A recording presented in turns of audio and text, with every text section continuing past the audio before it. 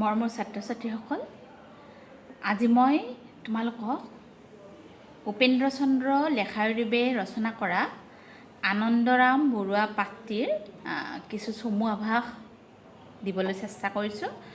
তোমালোকে কিতাপখন উলিয়াই ল'বা আৰু মনোযোগেৰে চাবা ভিডিঅ'টো।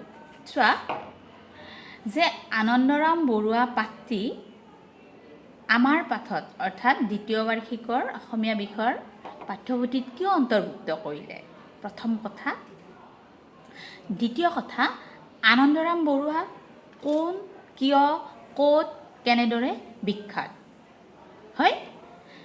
চোৱা, এই পাঠটি নিৰ্বাচন কৰাৰ উদ্দেশ্য এইটোৱে যে আনন্দৰাম বৰুৱা অসমৰ এগৰাকী গুণী বিদ্বান পুৰুষ আছিল।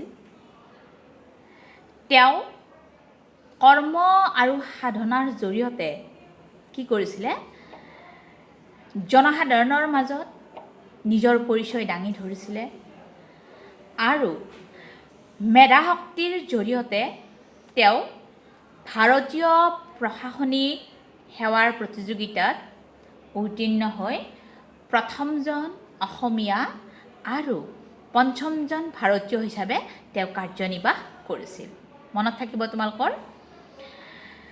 প্ৰতিভাৱান আৰু কৰ্মোদ্যমী আনন্দৰাম বৰুৱাৰ কৰ্মস্পৃহা আৰু স্বদেশৰ প্ৰতি থকা তেখেতৰ ভক্তি বা শ্ৰদ্ধা সকলোৰে বাবে চিৰস্মৰণীয়। চিৰস্মৰণীয় মানে তোমালোকে গম পোৱা যে আমি যিবিলাক কাম কৰোঁ সেইটো আমি খুব কম দিনৰ বাবে কৰোঁ, কিন্তু আনন্দৰাম বৰুৱাৰ যি কৰ্মৰাজি, সেই কৰ্মৰাজি অতীত, বৰ্তমান, ভৱিষ্যত তিনিও কালতে বিয়পি আছে আৰু সেইকাৰণে তেওঁৰ কৰ্মৰাজি কি বুলি কৈছে, চিৰস্মৰণীয় বুলি কৈছে।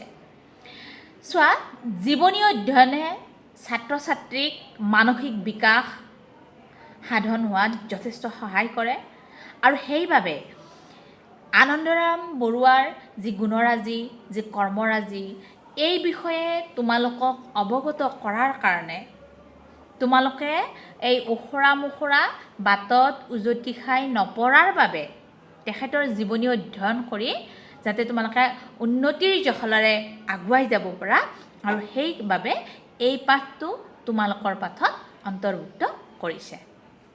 ঠিক আছে, এতিয়া চোৱা উপেন্দ্ৰ চন্দ্ৰ লেখাৰুদেৱৰ পৰিচয় চোৱা। তেখেতে জন্মগ্ৰহণ কৰিছিলে 1905 চনত আৰু মৃত্যুবৰণ কৰিছে তেখেতে 1979 চনত। ঠিক আছে, অসমীয়া বৈষ্ণৱ সাহিত্যৰ অন্যতম গৱেষক পণ্ডিত আছিলে। অসমীয়া ভাষাৰ উপৰিও বাংলা বিষয়ত তেখেতে MA ডিগ্ৰী লাভ কৰিছিলে। তাৰপিছত উত্তৰ গুৱাহাটী কমলদেৱ হাইস্কুলত তেখেতে শিক্ষকতা কৰিছিলে আৰু পাছত কটন কলেজত অসমীয়া বিষয়ৰ বা অসমীয়া বিভাগত সুদীৰ্ঘকাল তেখেতে অধ্যাপনা কৰি বিভাগীয় মুৰব্বী হিচাপে তেখেতে অৱসৰ গ্ৰহণ কৰিছিল। তেখেতৰ বৃহৎ কলেবৰৰ গ্ৰন্থ অসম কথাগুৰুচৰিত অসমীয়া সাহিত্যৰ এক মূল্যৱান গ্ৰন্থ। তাৰ উপৰিও তেখেতৰ অসমীয়া ৰামায়ণ সাহিত্য, অসমীয়া সাহিত্যৰ সেৱক ৰজনীকান্ত বৰদলৈ, লক্ষ্মীনাথ বেজবৰুৱা উল্লেখযোগ্য গ্ৰন্থ। তেখেতৰ অনুবাদমূলক গ্ৰন্থ কেইখনমানৰ নাম মই কৈ দিছোঁ। শ্ৰী শ্ৰী ৰামকৃষ্ণৰ উপদেশ, ধম্মপদ, এনক আৰ্ডেন, এইকেইখন হৈছে তেখেতৰ অনুবাদমূলক গ্ৰন্থ। তোমালোকে সৰু কুৱেশ্যন, 1 নম্বৰীয়া কুৱেশ্যন লিখি থৈ দিবা। তাৰপিছত তেখেতৰ চোৱা, আধুনিক বিজ্ঞানসন্মত পদ্ধতিত পুৰণি সাহিত্য গ্ৰন্থৰ সম্পাদনাৰ প্ৰয়াস কৰাৰ লেখাৰুদেৱৰ ভক্তি বিবেক আৰু কথা সাহিত্য উল্লেখযোগ্য সম্পাদিত গ্ৰন্থ। তাৰপিছত চোৱা, 1970 চনত ধিঙত অনুষ্ঠিত হোৱা অসম সাহিত্য সভাৰ ৭ত্ৰিংশ অধিৱেশনত তেখেতে সভাপতিত্ব কৰিছিল। ঠিক আছে, উপেন্দ্ৰ চন্দ্ৰ লেখাৰুদেৱৰ এই সৰু সৰু কুৱেশ্যনখিনি তোমালোকে লিখিবা আৰু মোক দেখাবা। এতিয়া চোৱা, মূল পাঠ। মূল পাঠত প্ৰথম শব্দটোৱে বৰ ডাঙৰ শব্দ কৈছে যে ক্ষণ জন্মা আনন্দৰামৰ নাম আমি সকলোৱে শুনিছোঁ। ক্ষণ জন্মা বুলি কাক কয়? কিছুমান শুভক্ষণ লৈ জন্মগ্ৰহণ কৰা মানুহক কয়, হয়। তাৰ ভিতৰত ধৰি লোৱা আনন্দৰাম বৰুৱাও এজন। আজি চোৱা, মই তোমালোকক সৰু এটা কথা কৈছোঁ। আজি যদি মই এইমাত্ৰ ঢুকাওঁ বা এইমাত্ৰ মৰোঁ, হয়তো বহুতেই ক'ব কোন মৰিল? এই বিনীতা মৰিল। মৰা বুলি ক'ব, ঢুকুৱা বুলিও নকয়, বুজি পাইছা? কিন্তু আনন্দৰাম বৰুৱা যে ঢুকাইছে, আনন্দৰাম বৰুৱা যে মৰিছে, মৰা বুলি কৈছেনে? নকয়। আনন্দৰাম বৰুৱা স্বৰ্গগামী হ'ল। আনন্দৰাম বৰুৱা পঞ্চভূতত বিলীন হ'ল। আমাক জানো ক'ব তাৰমানে আমি ক্ষণ জন্মা নহয়? আমাৰ কৰ্মৰাজি সাধাৰণ কৰ্মৰাজি। আৰু আনন্দৰাম বৰুৱা আছিল অসাধাৰণ প্ৰতিভাৰ অধিকাৰী, বুজি পাইছা? ঠিক তেনেদৰে আমি মহাপুৰুষ শংকৰদেৱক ক'ব পাৰোঁ, জাতিৰ পিতা মহাত্মা গান্ধীক ক'ব পাৰোঁ। এইসকল ব্যক্তিক আমি কি বুলি ক'ব পাৰোঁ? ক্ষণ জন্মা বুলি কওঁ, যিয়ে দেশ কালৰ সীমা অতিক্ৰম কৰে তেওঁলোকৰ কৰ্মৰ জৰিয়তে বা কৰ্মৰ যোগেদি। আৰু সেইকাৰণে কৈছে যে আনন্দৰাম ক্ষণ জন্মা বুলি কৈছে। আৰু তেওঁৰ নাম আমি সকলোৱে শুনিছোঁ বুলি কৈছে। যে অতীত, বৰ্তমান আৰু ভৱিষ্যত তিনিও কালতে তেখেতে কি আছে? বিয়পি থাকিব, আমাৰ মাজত বিয়পি থাকিব বুলি কৈছে। আমাৰ ভাৰত, ইউৰোপ, আমেৰিকা আদি সভ্য দেশতো আনন্দৰামৰ নাম জনজাত বুলি কৈছে। এতিয়া আৰু সেইবাবে আনন্দৰামক ক্ষণ জন্মা বুলি কৈছে। আৰু সেয়েহে কৈছে যে প্ৰকৃততে মহৎ লোকসকলে এইদৰে দেশ কালৰ সীমা অতিক্ৰম কৰে। মহৎ লোক, এতিয়া তোমালোকে জুবিন গাৰ্গক বহুত ভাল পোৱা, হয়নে নহয়? তোমালোকে ক'ব পাৰিবা নেকি যে জুবিন গাৰ্গ আমাৰ অসমৰ শিল্পী, অসমত আবদ্ধ হৈ থাকিব লাগিব, অসমতেই গান গাব লাগিব, ক'ব পাৰিবা নেকি? নোৱাৰা। কাৰণ জুবিনৰ যি সুধাস্বৰূপ কণ্ঠ, সেই কণ্ঠ আমাৰ অসমতে কি নাথাকে? অকল সীমাবদ্ধ হৈ নাথাকে। আৰু প্ৰকৃততে মহৎ লোকসকলে এনেদৰে দেশকালৰ সীমা অতিক্ৰম কৰে। আৰু সেয়েহে সেইসকল ব্যক্তিক আমাৰ জ্ঞানী সমাজে কি কৰে? শ্ৰদ্ধা কৰে। জ্ঞানী সমাজে আমাক কি কৰে? সেইসকল ব্যক্তিক ভক্তি কৰে বুলি কৈছে। কিয়নো মানুহৰ সাৰ বস্তু হৈছে জ্ঞান। 1 নম্বৰী কুৱেশ্যন আহি থাকে, মানুহৰ সাৰ বস্তু কি? তোমালোকে মনত ৰাখিবা, মানুহৰ সাৰ বস্তু হৈছে জ্ঞান। আৰু জ্ঞানৰ মূৰ্তিয়ে পূজনীয়। আমি সকলো অৰ্থাৎ জ্ঞানখিনিক আমি কি কৰোঁ? যিসকল জ্ঞানী ব্যক্তি সেইসকলক আমি কি কৰোঁ? পূজা কৰোঁ। আৰু সেইকাৰণে কৈছে যে জ্ঞানৰ মূৰ্তিয়ে পূজনীয়। এতিয়া চোৱা, আমি যিদৰে অসমৰ সৰু গাঁৱত জন্মগ্ৰহণ কৰিছোঁ, খাৰ, কল, কুঁহিয়াৰ খাই ডাঙৰ দীঘল হৈছোঁ, আনন্দৰাম বৰুৱা কি আমাৰ অসমৰে এখন সৰু গাঁৱত জন্মগ্ৰহণ কৰিছিল। আৰু কল, কুঁহিয়াৰ, খাৰ, পাত আদি খাই তেওঁ ডাঙৰ দীঘল হৈছিল। কিন্তু তেওঁ একান্তভাৱে জ্ঞান চৰ্চা কৰিছিল। একান্ত তাৰমানে কি? ঘৰ্মাক্ত পৰিশ্ৰম কৰিব পৰা শক্তি তেওঁৰ দেহত আছিল। আৰু সেইবাবে তেওঁ একান্তভাৱে তেওঁ জ্ঞান চৰ্চা কৰিছিল। আমাৰ কি 1 ঘণ্টা সময় পঢ়িলে আমি 45 মিনিটৰ ক্লাছটোতে আমি ধৈৰ্য ধৰি থাকিব নোৱাৰোঁ, হয়নে নহয়? ইফাল সিফাল কৰোঁ। কিন্তু তেওঁ একান্তভাৱে কি কৰিছিলে? জ্ঞান চৰ্চা কৰিছিলে।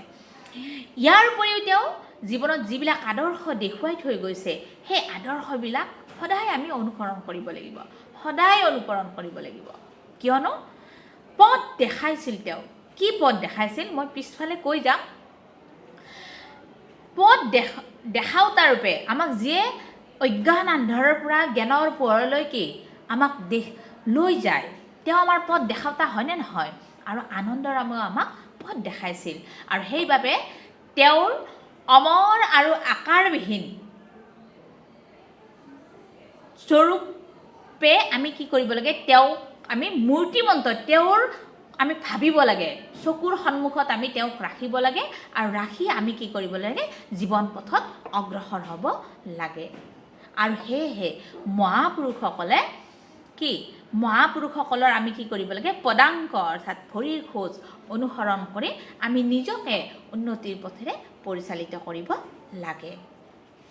তাৰপিছত চোৱা যে কিছুমান লোক আছে যে কিছুমান লোকে ধৰি লোৱা সৰু কালটো বহুত বেয়া থাকে, তাৰপিছত কি হয় বহুত ডাঙৰ মানুহ হৈ যায়। ধৰি লোৱা দেউতাকে কি ৰঙালাও কাটি ল'ৰাক পঢ়াইছে বা শিকাইছে, কিন্তু সদশেষত কি হ'ল পুতেক ডাঙৰ বিষয়া হৈ গ'ল, ডাঙৰ অফিচাৰ হৈ গ'ল।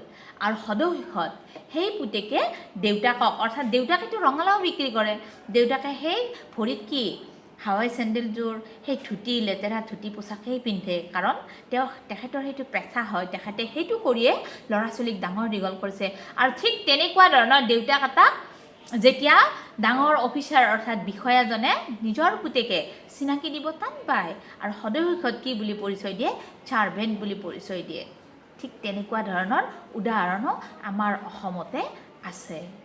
এতিয়া মই তোমালোকক এইখিনি কথা কিয় ক'লোঁ যে কিছুমান লোকে জীৱনৰ প্ৰকৃত মাধুৰী ভোগ কৰিবলৈ পালে বা পৃথিৱীত জন্ম লাভ কৰাৰ সাৰ্থকতা উপলব্ধি কৰিলে জন্মদাতা পিতৃ মাতৃ আৰু ডাঙৰ দীঘল কৰা যিসকল ব্যক্তি সেইসকলক কি কৰে পাহৰি যায়। তেখেতসকলৰ প্ৰতি তাৰমানে কৃতজ্ঞতা যে জনাব লাগে পাহৰি যায়। কিন্তু আনন্দৰাম বৰুৱা তাৰ বিপৰীত আছিল। ভাৰত আৰু সুদূৰ ইউৰোপত তেখেতে কি কৰিছিলে জ্ঞান লাভ অৰ্থাৎ জ্ঞান চৰ্চা কৰি অগাধ পণ্ডিত হৈ পৰিছিলে। কিন্তু তথাপিও তেওঁ কি কৰা নাছিল মাক দেউতাকক পাহৰি যোৱা নাছিল। ৰজাঘৰীয়া ডাঙৰ বিষয় পাব পাইছিলে আনন্দৰাম বৰুৱাই, তথাপিতো তেখেতৰ আই ভাই বোপাই প্ৰতি কি নাছিলে তিল মাত্ৰ তাৰমানে ভক্তি কমা নাছিল। চোৱা সংস্কৃত সাগৰমথী জগত বিখ্যাত পণ্ডিতৰ শাৰীত যেতিয়া বহিছিল, সুবৃহৎ গ্ৰন্থ যেতিয়া লিখিছিল, সেই সময়তো আনন্দৰাম বৰুৱাই দুৰ্লেভেশ্বৰী আৰু গৰ্গৰামৰ পুত্ৰ, জানকীৰাম আৰু পৰশুৰামৰ ভাতৃ বুলি পৰিচয় দিহে সন্তোষ লাভ কৰিছিল। মনত থাকিব আনন্দৰাম বৰুৱাই কেনেদৰে পৰিচয় দি সন্তোষ লাভ কৰিছিল যে দুৰ্লেভেশ্বৰী আৰু গৰ্গৰামৰ পুত্ৰ, জানকীৰাম আৰু পৰশুৰামৰ ভাতৃ বুলি পৰিচয় দিহে তেখেতে সন্তোষ লাভ কৰিছিল। আৰু তেখেতৰ মনত এনেকুৱা এটা ভাৱ দিনে ৰাতিয়ে সোমাই আছিল যে তেখেতেনো কেনেকৈনো তেখেতক ডাঙৰ দীঘল কৰা লোকসকল বা জন্ম দিয়া পিতৃ মাতৃৰ প্ৰতি কেনেকৈনো কৃতজ্ঞতা জ্ঞাপন কৰিব, সেই কথাটো দিনে ৰাতি তেখেতে ভাবি আছিল। বুজি পাইছা? কিন্তু আমাৰ বৰ্তমান সময়ত এনেকুৱা ব্যক্তি আছে নেকি? আমাৰ বৰ্তমান সময়ত মাক দেউতাকে সন্তানক কিয় ভাল স্কুলত পঢ়ায়? কাৰণ বৃদ্ধকালত সেই সন্তানে মাক দেউতাকক বৃদ্ধাশ্ৰমত থ'ব লাগিব আৰু সেইবাবেহে ভাল স্কুলত পঢ়ায়। আমাৰ বৰ্তমান সময়ৰ পৰিৱেশ বা পৰিস্থিতি। কিন্তু আনন্দৰাম তাৰ ওলোটা আছিল। ঠিক আছে, নেক্সট ভিডিঅ'টোত মই পিছৰ পৰা অৰ্থাৎ 34 পেজৰ নেক্সট পেৰেগ্ৰাফৰ পৰা আৰম্ভ কৰিম। তোমালোকে এইখিনি মনোযোগেৰে চাবা আৰু সৰু সৰু কুৱেশ্যন ইতিমধ্যে মই তোমালোকক হোৱাটছএপত দিয়ে দিছোঁ। আৰু তথাপিও আৰু কিবা নিদিয়া কুৱেশ্যন যদি আছে সৰু সৰু, সেই কুৱেশ্যনখিনি তোমালোকে লিখিবা। ঠিক আছে, ধন্যবাদ।